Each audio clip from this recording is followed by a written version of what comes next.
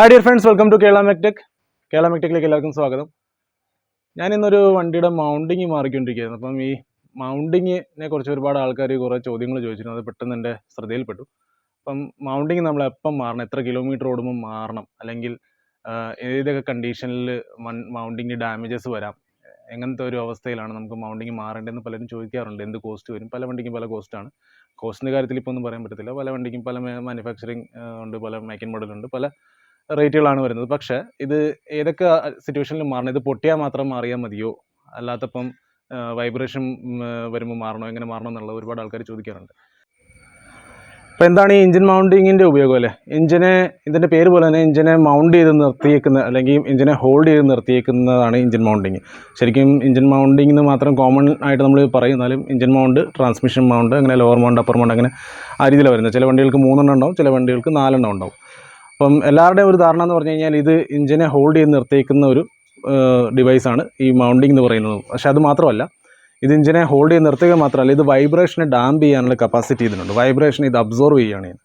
കാരണം ഇതിനകത്ത് metal part കൂടാണ്ട് ഇതിനകത്ത് ഉള്ളിൽ റബ്ബർ പോർഷൻസ് ഉണ്ട്. റബ്ബർ പോർഷൻ്റെ ഇൻറ്റഗ്രിറ്റി പോലെ ഇരിക്കും ഇതിൻ്റെ ഒരു അബ്സോർബിങ് കപ്പാസിറ്റി. അതുപോലെ ചില വണ്ടികളിൽ ഇത് ഹൈഡ്രോ ബുഷ് വരുന്നുണ്ട്. അതായത് റബ്ബറിനുള്ളിൽ ഫ്ലൂയിഡ് ഉപയോഗിച്ച് വരുന്ന ലക്ഷറിയസ് കാറുകളാണ് കൂടുതലും കാണാൻ സാധിക്കുന്നത്. ഫ്ലൂയിഡ് ഉപയോഗിച്ചുള്ള മൗണ്ടിങ് വരുന്നുണ്ട്. അപ്പോൾ അതിന് ഈ പറഞ്ഞ പോലെ ഫ്ലൂയിഡ് ലീക്കായി പോയി കഴിഞ്ഞാൽ ഈ പറഞ്ഞ പോലെ പ്രോപ്പറായിട്ടുള്ള ഒരു ഡാമ്പിങ് നടക്കത്തില്ല, അതായത് വൈബ്രേഷൻ അബ്സോർപ്ഷൻ നടക്കത്തില്ല. അപ്പോൾ ശരിക്കും ഇഞ്ചിൻ്റെ ആ ഒരു വൈബ്രേഷൻ നമുക്ക് ക്യാബിൻ വരെ എത്തും. ഉള്ളിൽ നമുക്ക് ഭയങ്കര ഒരു ഷിവറിങ് ഫീൽ ചെയ്യും. നമുക്ക് ഭയങ്കര ഒരു അനോയിങ് ആയിരിക്കും ആ ഒരു സിറ്റുവേഷനിൽ വണ്ടി ഓടിക്കുന്നത്. അപ്പോൾ ഈ 2 കാര്യങ്ങൾ പ്രത്യേകം ശ്രദ്ധിക്കുക. ഹോൾഡ് ചെയ്യുക, എഞ്ചിനെ ഗിയർ ബോക്സിനെ ഹോൾഡ് ചെയ്ത് നിർത്തുക മാത്രമല്ല, അതിൻ്റെ വൈബ്രേഷൻസിനെ അബ്സോർബ് കൂടിയും ചെയ്യുന്ന ഒരു കഴിവ് ഈ മൗണ്ടിങ്സിനുണ്ട്. പ്രത്യേകിച്ച് ഒരു കമ്പനിയും എഞ്ചിൻ മൗണ്ടിങ്ങിന് ഒരു പ്രത്യേകിച്ച് ഇൻ്റർവെലോ അല്ലെങ്കിൽ ഒരു സർവീസ് ഡ്യൂറേഷനോ കിലോമീറ്റർ ഡ്യൂറേഷനോ ഒന്നും പറയുന്നില്ല. കാരണം അത് ഡിപ്പെൻഡ്സ് ഓൺ കണ്ടീഷനാണ്.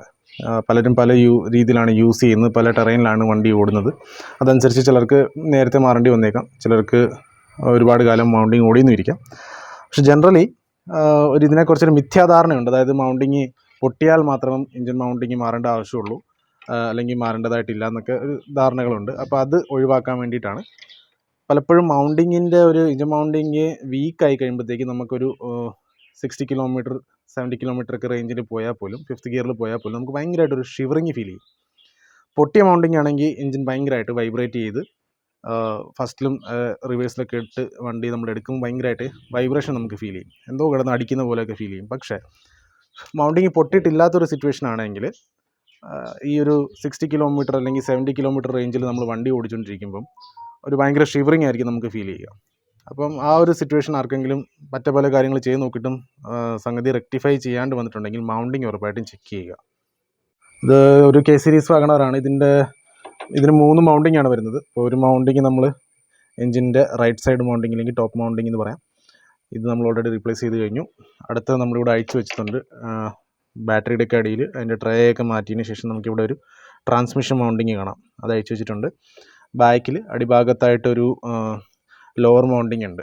അത് ട്രാൻസ്മിഷൻ്റെയും എഞ്ചിൻ്റെ ബ്ലോക്കിനെയൊക്കെ സപ്പോർട്ട് ചെയ്ത് നിർത്താൻ വേണ്ടിയിട്ട് അടിയിൽ നിന്നുള്ളൊരു മൗണ്ടിങ് ആണ്. അപ്പോൾ അത് നമ്മൾ 2 റീപ്ലേസ് ചെയ്ത് കഴിഞ്ഞു. നമുക്ക് ഈ ഒരു മൗണ്ടിങ്ങും ഈ വണ്ടിയുടെ പഴയ ഒരു മൗണ്ടിങ്ങും നമ്മൾ മാറാൻ പോകുന്ന ഇതിൻ്റെ പുതിയ മൗണ്ടിങ്ങും തമ്മിലുള്ളൊരു ഡിഫറൻസ് എന്താണെന്നുള്ളത് ഇപ്പോൾ നമുക്ക് കണ്ടു നോക്കാം. ഈ ഷിവറിങ് വരുന്ന ഒരു അവസ്ഥയാണെങ്കിൽ മൗണ്ടിങ് വീക്കായിട്ടുണ്ടാവും. അതായത് മൗണ്ടിങ് പൊട്ടിയിട്ടില്ല, പക്ഷേ മൗണ്ടിങ് വീക്കായിട്ടുണ്ടാവും. ഇതിപ്പോൾ ഇതിൻ്റെ ട്രാൻസ്മിഷൻ മൗണ്ടിങ് ആണ്. ട്രാൻസ്മിഷൻ ഭാഗത്ത് വരുന്നത് ഗിയർ ബോക്സിനെ ഹോൾഡ് ചെയ്ത് നിർത്തുന്ന ഒരു മൗണ്ടിങ് ആണിത്. അപ്പം ഈ ഒരു മൗണ്ടിങ് കാഴ്ചയിൽ ഇതിന് പൊട്ടലോ തേയ്മാനോ കാര്യങ്ങളൊന്നും ഇല്ല. പക്ഷേ ഇവിടെ നമുക്ക് കാണാം, ശ്രദ്ധിച്ച് സൂം ചെയ്ത് നോക്കാം, ചെറിയ രീതിയിലുള്ള ക്രാക്സ് നമുക്കിവിടെ കാണാം. അതിനേക്കാളുപരി ഈ മൗണ്ടിങ് വീക്കായി പോയിട്ടുണ്ട് എന്നുള്ളതിൻ്റെ സെൻസ് എന്താണെന്ന് വെച്ചാൽ മൗണ്ടിങ് ഇരുന്ന് പോയിട്ടുണ്ട്. ഏതാണ്ട് ഈ രീതിയിൽ ചാരി വെച്ചാൽ നമുക്ക് മനസ്സിലാവും. ഈ ഒരു പോർഷൻ ഇവിടെ ഇരുന്ന് പോയിട്ടുണ്ട് താഴത്തേക്ക്. നമ്മളിതിൻ്റെ പുതിയ ഒരു ട്രാൻസ്മിഷൻ മൗണ്ടിങ് ഇതും തമ്മിൽ നമുക്ക് കമ്പയർ ചെയ്യുകയാണെങ്കിൽ കറക്റ്റ് ഇതിൻ്റെ ഡിഫറൻസ് എന്താണെന്ന് നമുക്ക് മനസ്സിലാക്കാനായിട്ട് സാധിക്കും. ഇത് തൽക്കാലം ഇവിടുന്ന് ചാരി വയ്ക്കാനായിട്ട് നോക്കട്ടെ. പുതിയത് നമുക്കെടുക്കാം. ഇതിൻ്റെ പുതിയ ട്രാൻസ്മിഷൻ മൗണ്ട് ഇവിടെ ഇരിപ്പുണ്ട്. അപ്പോൾ ഇത് പൊസിഷനിൽ ഇതിനെയും കൂടി ഒരുമിച്ച് വെച്ചിട്ട് നമുക്ക് നോക്കുകയാണെങ്കിൽ ഇതിന് ഡിഫറൻസ് മനസ്സിലാവും.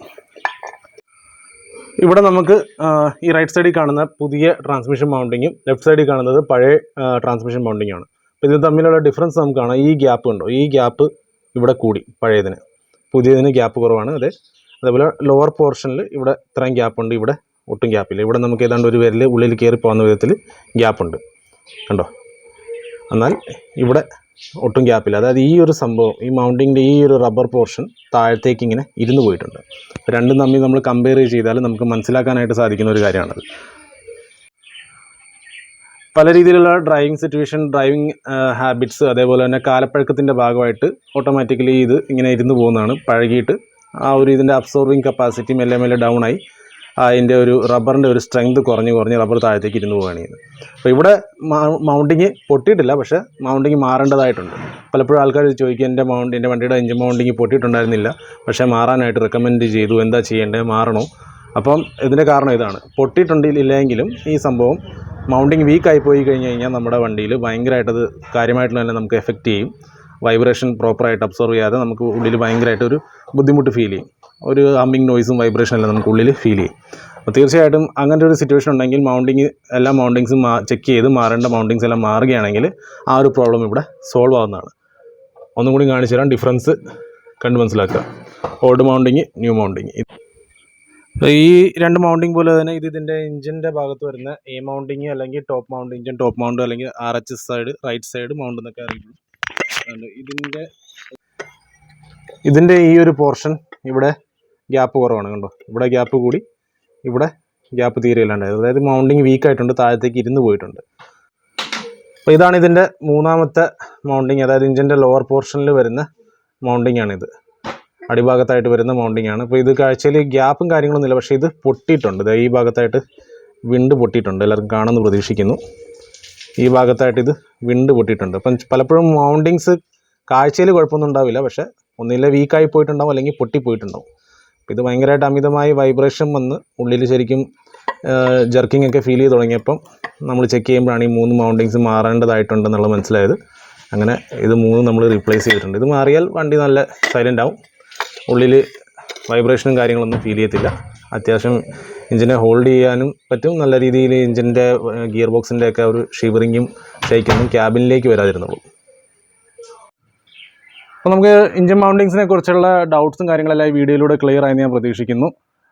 നമുക്ക് വീണ്ടും പുതിയൊരു ഇൻഫോർമേറ്റീവ് വീഡിയോ ആയിട്ട് കാണാം. Till then bye. എല്ലാവർക്കും അഡ്വാൻസ് ആയിട്ട് ഹാപ്പി ഓണം.